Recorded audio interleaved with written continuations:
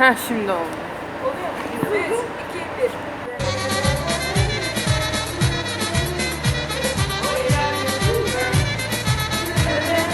Hayır öyle değil.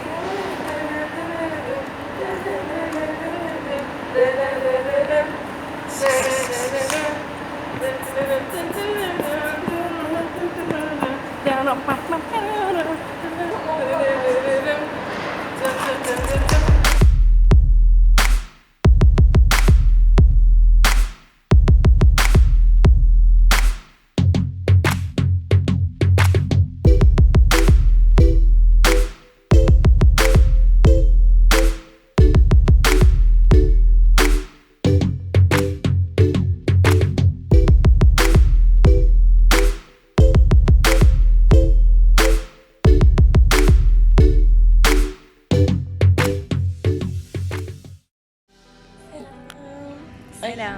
Biz şimdi Viyana Havalimanı'ndayız. Bu aşamaları hiç çekmedim ama unutmuşum. Sesin çok alçak. Sesim çok sesim kısık. Saat 2'ye geliyor. Bizim buradan 6'da uçağımız var. Nereye? Madrid. Buraya ne zaman geldik? Budapeşte'den saat 8.30'da otobüse bindik Flixbus'la. 11'de buradaydık. 11'den beri buradayız. Bekliyoruz yani şu anda. Güvenlikten falan geçtik. Hiçbir sıkıntı yok. Sadece şu an uçağa geçmeye bekliyoruz. Otobüse diyecektim. Uçağa geçmeye bekliyoruz. Şimdi size hayatımızdaki şanslarımızdan birisini söylüyorum. Biz yan yana oturduk. Yani hayatımız yan yana oturduk. Mümkün bir şey var. Biz 15A ve 15B olmak üzere ve cam kenarı olmakla birlikte şu an Madrid'e gidiyoruz. Güzel başladı. İnşallah çok güzel biter.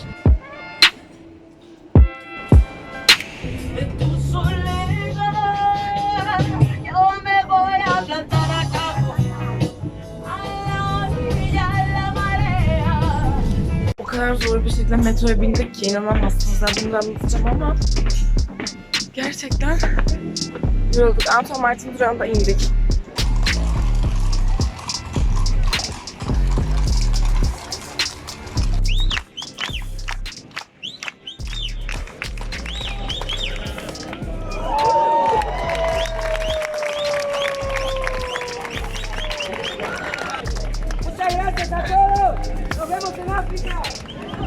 Evet, saat akşam saatleri şu anda.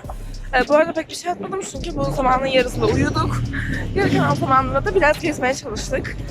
Ama gezdiğimiz yerleri tekrar gezeceğiz zaten. Bundan sonrasında yine gösterebilirim. Biz şimdi Evrim'le buluşmaya gidiyoruz. Sonrasında yemek yemek için birkaç yer bakacağız.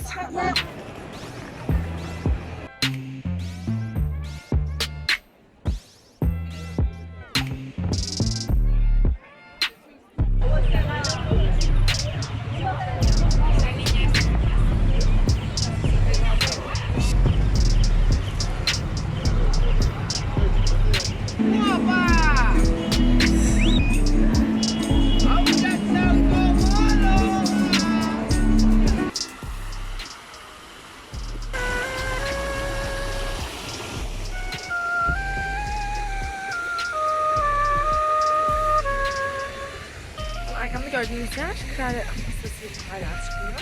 Kraliyet Sesi'nin olduğu yer. İlk günün akşamı olmasına rağmen neredeyse Madrid'in gerçekten her tarafını gezdik diyebilirim. Böyle o ışıkların altında falan yürümek normal caddede bile çok keyifli. Bunun dışında akşam yemeği olarak biz kalamar yedik. Ekmek arası kalamar 3 euro. Bunu unutmayın. Böyle Madrid çünkü genel olarak aslında çok ucuz değil. Budapeşte'ye göre kıyaslanınca hiç ucuz değil zaten. Yemek için böyle belli başlı alternatiflerimiz var. Arkamda gördüğünüz için aslında onlar da hiçbir anlamı yok. Kalabalık var bu arada.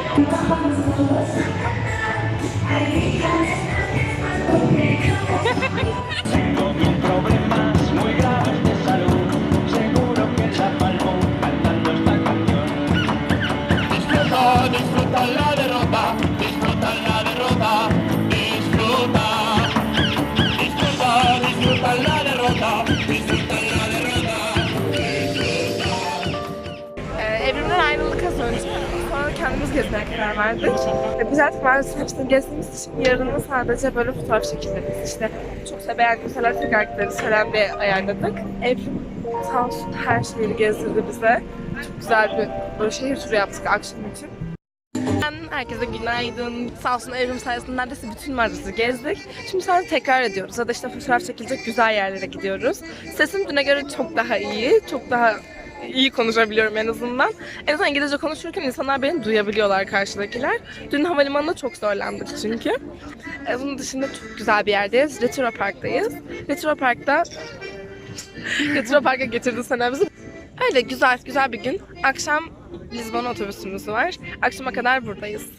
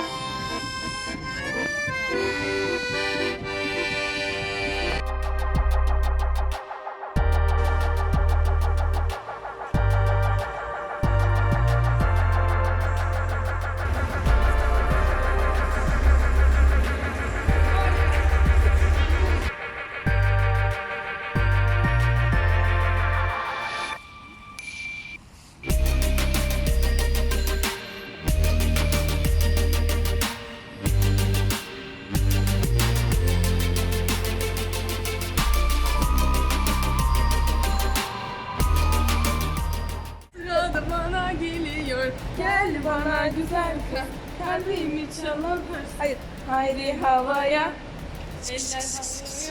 Bu kadar saçmalamamızın sebebi ne biliyor musunuz? Biz bu akşam Lizbon'a gitmeye çalışıyoruz bu gece.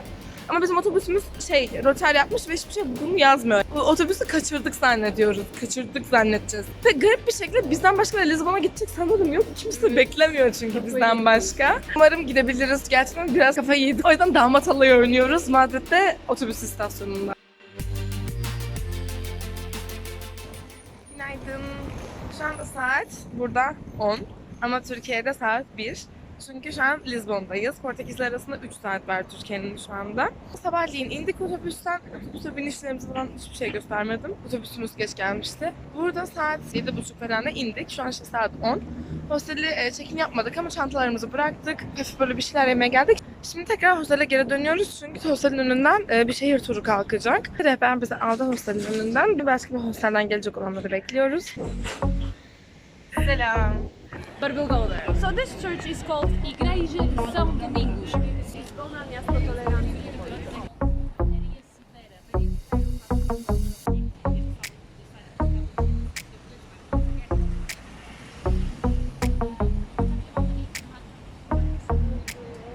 Bugünden beri video çekmeye çalışıyorum. Bir türlü çekemiyorum. Biz şehir turuna katıldık hep birlikte.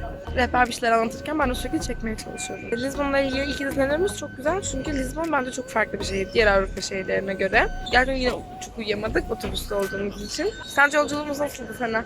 Bence bayağı çabuk geçti. Çok çabuk geçti. Yanımızda da kimse olmadığı için Çünkü bayağı saati iyi ileri alıyor. Otomatikman geri alıyoruz. Burası da şu an Türkiye'de bir arasındaki saat saat farkı 3'e fazla çıktı. yaşıyoruz insanlardan artık. Evet, evet. Ama Barcelona'ya gittiğimizde bir saat erken az başı- yaşamış olacağız ama en uzun zaman dilimimiz Barcelona'da olacak zaten. Şehir turunun yaklaşık 3 saat süreceğini söyledi rehber. Ona göre bakalım. Böyle en önemli yerlere gidip gitmeyeceğimizi çok anlayamadık. Şu an böyle daha böyle bir kilisede yarım saat falan zaman geçirdik çünkü az önce. Bakalım. Waiting. Okay.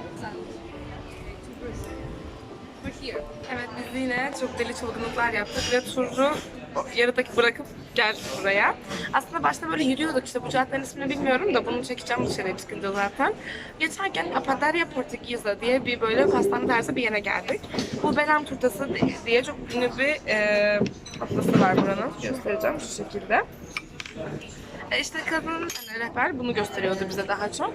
Ve sonrasında biz burayı gördük. Zaten çok sıkılmıştık çünkü kötü değildi, iyiydi ama böyle bir gittiğimiz yerde yarım saat böyle konuşuyordu ve çok da ele tutulur bir şey değil açıkçası. Çünkü biz sadece 2 gün buradayız. Sonra baktık ki burası güzel. Dedik ki biz bu turu bırakalım yarıda geldik. Aldıklarımızı gösteriyorum. Bunun ismini bilmiyorum ama bu Hindistan cevizli bir şeymiş ve bu da bizim Amerikanımız. Yani biz aynı şeyleri aldık. Bence turumuz bundan sonra çok daha güzel geçecek ikimiz birlikteyken. Evet, hadi söyle bakalım. Burada şu anda background'dayız. Evet. Yakın çekim alanı. Evet. Evet, burası bildiğim kadarıyla Avrupa'nın ilk kitapçısı ya da kütüphanesi olarak açılmış. 1800 mü artık 1910 mu öyle bir şeyler herhalde.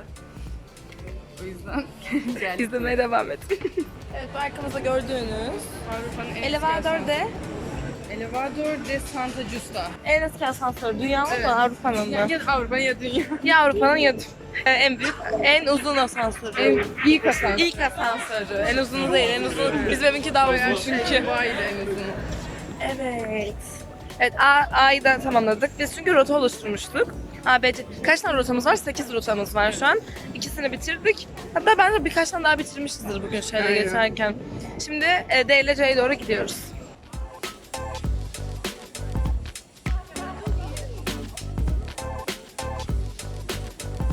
Evet, bu görmüş olduğunuz meydan şu. Burası 4. Pedro Domu olarak geçiyor. Praça Dom, Pedro 4. Yani 4. Pedro'nun ev meydanı gibi bir şey olarak çevriliyor bence. Çünkü Praça meydan demek. Burası zaten meydanın kendisi.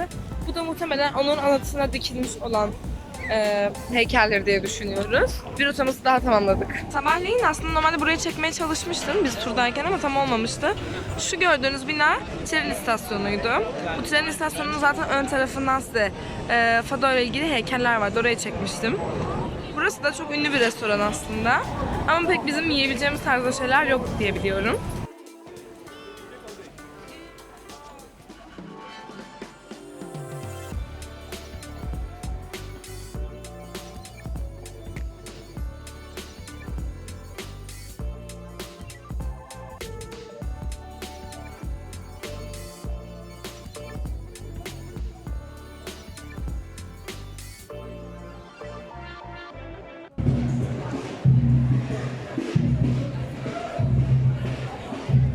Evet, birkaç saat sonrasında tekrar video çekiyorum. Biz ne yaptık bu saat aralarında? Hostele gidip check-in yaptık ama öncesinde zaten bayağı böyle fotoğraf çekilecek yerlere falan baktık. Kendi fotoğrafımız değil ama ortamın fotoğrafını çekmek için. Check-in'den sonrasında ben Türkiye'ye dönüş biletimi aldım. Böyle biraz çetrefilli oldu ama aldım. Sonrasında ise geldik, yemek yedik. Şimdi geziyoruz ve Fado'ya gideceğiz.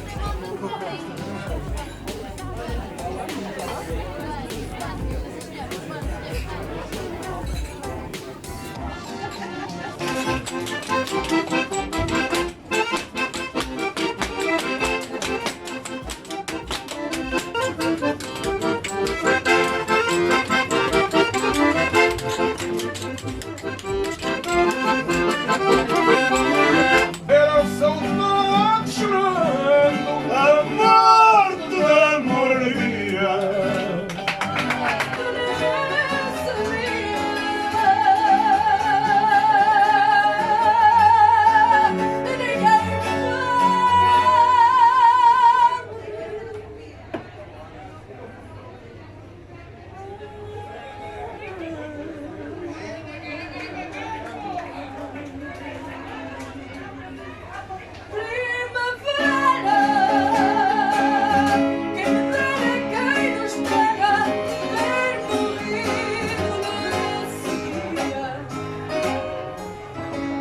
Muhtemelen bugünkü son videomuzu çekiyor olabiliriz.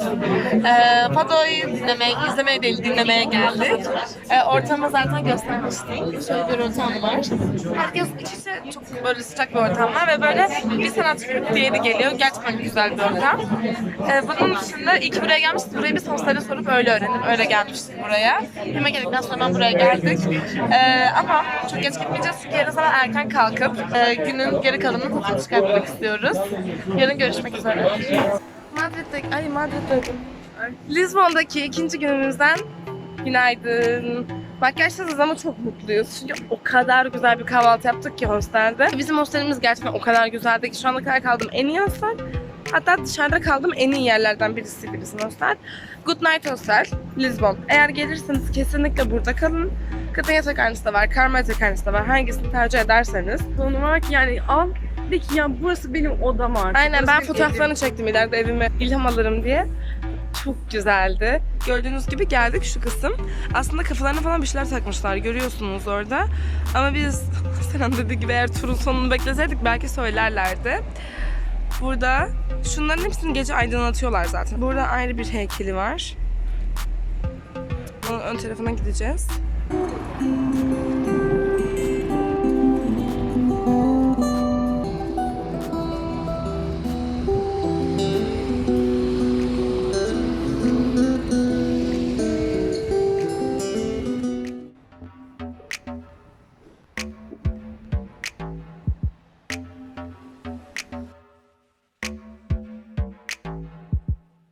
Belem turşusunun asıl meşhur olduğu yere geldik. Biz karşı tarafa geçtik. Normalde Lizbon'a aynı İstanbul gibi iki ayrı kısım var buranın da. Ve köprüden geçmeniz gerekiyor. Biz tramvaya binmiştik az önce.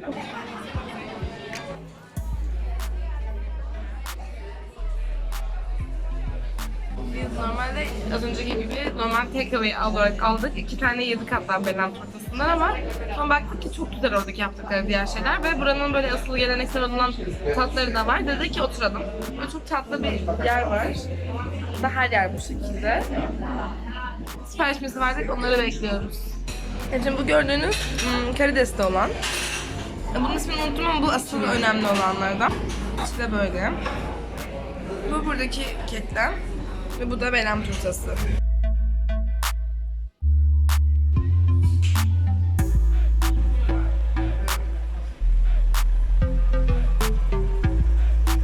Video çekmeyi o kadar çok ihmal ettim ki bugün. Şu anda metrodayız. Havaalanına gidiyoruz. Çünkü Barcelona'ya uçağımız yaklaşıyor.